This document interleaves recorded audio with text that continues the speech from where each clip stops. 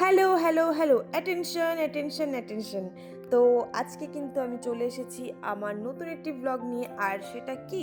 সেটা আর কিছুই নয়, সেই যে আমরা গিয়েছিলাম ট্রিপে প্রায় বছর ২ এক আগে। তো সেটারই এটা সেকেন্ড পার্ট। হ্যাঁ, বড্ড লেট। তো যাই হোক, কি করা যাবে? চলো একটু ক্যাত মারতে, মারতে কি করলাম সেটাও তোমাদের সাথে শেয়ার করি।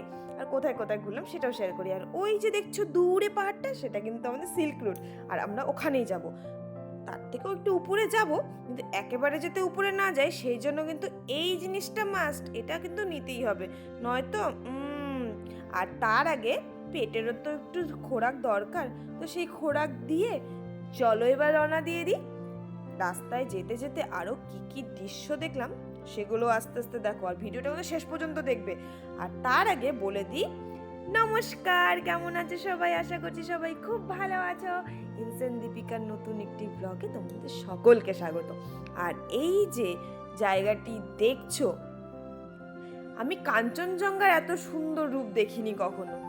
এত সুন্দর, এত স্পষ্ট, বলার বাইরে। আর ওই যে দেখছো বাড়িঘরগুলো, আমরা কিন্তু ঠিক ওখানেই ছিলাম। তো বুঝতেই পারছো আমরা সেই লোকেশন থেকে ঠিক কতটা উপরে রয়েছি। আর এই যে সিল্ক রোড, আর সিল্ক রোডের সাথে এই যে পাহাড়গুলো এত সুন্দর। তো যাই হোক, চলো আমরাও রাস্তা দেখতে দেখতে যাই, আর তোমরাও আমাদের সাথে সাথে দেখতে দেখতে চলো। আর এই ভিউগুলো কিন্তু দেখতে হলে তোমাকে কিন্তু অবশ্যই চলে যেতে হবে ঠিক জানুয়ারি মাসে, যখন একদম বরফ পড়ে না। হ্যাঁ, এখানে কিন্তু মারাত্মক পরিমাণে বরফ পড়ে, কিন্তু ওই যে কপাল, আমাদের কপালে ছিল না, তাই আমরা দেখতে পাইনি। হয়তো টাইমটাও সেই মতোভাবে চুজ করেছিলাম। কি করা যাবে, তবে এই দৃশ্যরও কিন্তু কোনো তুলনা নেই, এতটাই সুন্দর। একদিকে কাঞ্চনজঙ্ঘা আর একদিকে এই যে মেঘে ঢাকা পাহাড়, নিজেকে তো মনে হচ্ছিল সঁপে দিই এদের কাছে। হ্যাঁ, সঁপেই দিয়েছিলাম, কারণ সেই মুহূর্তে, সেই মোমেন্টে আমি সত্যি আমার মধ্যে ছিলাম না। কি যে পাগলামি করেছি বলার মতো নয়। তবে সব কিছু একদম স্মরণীয়, এখনো মনে হয় সব কিছু আমার স্মৃতিতে একদম তরতাজা। তো যাই হোক, বাবা মন্দির ক্রস করে চলে এসেছি। আর এটা কিন্তু আমাদের নাথুলা পাস, দেখেছো? একদম পুরো রুক্ষ সূক্ষ্ম, তবে ঠান্ডা কিন্তু জবরদস্ত ছিল। আর এখানে প্রচণ্ড অক্সিজেনের সমস্যা ছিল, তাই তো একটুখানি ক্যানের ব্যবহারও করতে হয়েছিল। আর এদিকে কিন্তু আমরা চলে এসেছি ছাঙ্গু লেকে।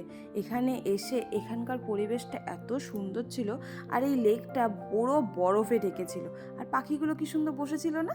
আর এখানে দেখো, একে একটু আদর করতে গেছি, বাট ঠাটিয়ে চর খেয়ে গেছে আমার কাছে। কেন? একটা ভিডিও আছে, দেখে এসো। তো যাই হোক, আমরা এদিকে একটু হাঁটতে হাঁটতে যাচ্ছিলাম, সকলেই যাচ্ছিল, তো সবার সাথে হাঁটতে হাঁটতে গিয়ে এই যে ছিটে ফোটা বরফ একটু পড়েছিল, তো সেই বরফেই কিন্তু আমরা বেশ খানিকটা মজা করেছি। সবাই মিলে এত পাগলামি করেছি যে বলার বাইরে। তো যাই হোক, যতটুকুতে হয় আর কি। তো বেশি বরফ পাইনি, সামান্য বরফে বেশ ভালো আনন্দ করে আমরা কিন্তু অনেক অনেক ভিডিও ছবি তুলে এবার চলো রওনা দিই রুমের উদ্দেশ্যে। তবে এখনো শেষ হয়ে যায়নি।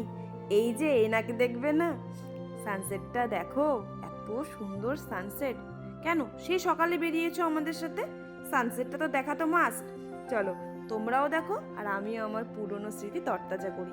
তবে আর একটা জিনিস আছে, এই যে টার্নটা নিল, এইবার উনি আসবেন। কে? দাঁড়াও দাঁড়াও, দেখো, এই যে ছুট লাগালো, দেখতে পেলে? কে বলো তো? কালো হরিণ। কেন মনে নেই? ওই যে সালমান খান। থাক থাক বাবা, আর বলছি না। এদিকে আমরা কিন্তু ফিরে এত টায়ার্ড ছিলাম যে কিচ্ছু নিইনি ভিডিও। তবে সকাল সকাল রেডি হয়ে ব্যাগপত্র গুছিয়ে বাইরের একটু পরিবেশটা দেখতে চলে আসলাম। সূর্য বাবা জীবন এত ঝলমলিয়ে উঠেছিল যে কি বলবো। তবে আমরা কিন্তু বেশ মজা করেছি। কিন্তু এবার তো ফেরার পালা, বাড়ি যাব না? বাড়ির লোক তো বলবে এরা গেছে তো গেছেই, ভুলেই যাবে হয়তো। এদিকে আরও একবার হোমস্টেটা ঘুরে নিলাম, কারণ আবার কবে আসবো কে জানে। তাই চারিদিকটা একটু ভালো করে দেখে টাটা বাই বাই বলে দিয়ে আমরাও কিন্তু ড্রাইভার দাদার সাথে রওনা দিয়ে দিলাম। আর আমাদের যাত্রাটা কিন্তু এই ড্রাইভার দাদা খুব সুন্দর করে দিয়েছিল। তবে দাঁড়াও, রাস্তায় আরও কি দেখলাম, দেখবে না? এই যে দেখো, পুরো রাস্তাটা জ্যাম ছিল। কেন? পাহাড়ের কাজ হচ্ছে তো, আর পাহাড়ে কাজ হলে যা জ্যাম হয় কি বলবো। তবে এই চেকপোস্ট ক্রস করলাম, এইবার আমরা আর জ্যাম পাইনি। রাস্তায় ধারে এই তিস্তা নদী দেখতে দেখতে আমরা কিন্তু বেশ খানিকটা পথ চলে এসেছি। আর তিস্তা নদী সম্পর্কে কি বলবো, ইনি যা রূপ ধারণ করেন, বাপ রে বাপ! সেই সময়ও করেছিলেন, এখনো করে চলছেন। তাই তো এনার রূপের বাহার দেখতে দেখতে আমরাও কিন্তু প্রায় নিচে নেমে চলে এসেছি। আর হাতে হাতে নিয়ে নিয়েছিলাম এই যে সেই শীতকালের সুন্দরী কমলা লেবু।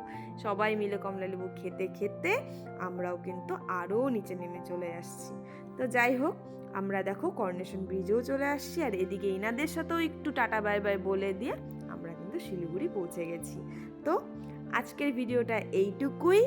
সামনে আরও অনেক ভিডিও নিয়ে আসবো। তোমরা কে কোথা থেকে দেখছো অবশ্যই জানিও। হ্যাঁ, একটা লাইক কমেন্ট শেয়ার করে দিও। আজকের মতো টাটা।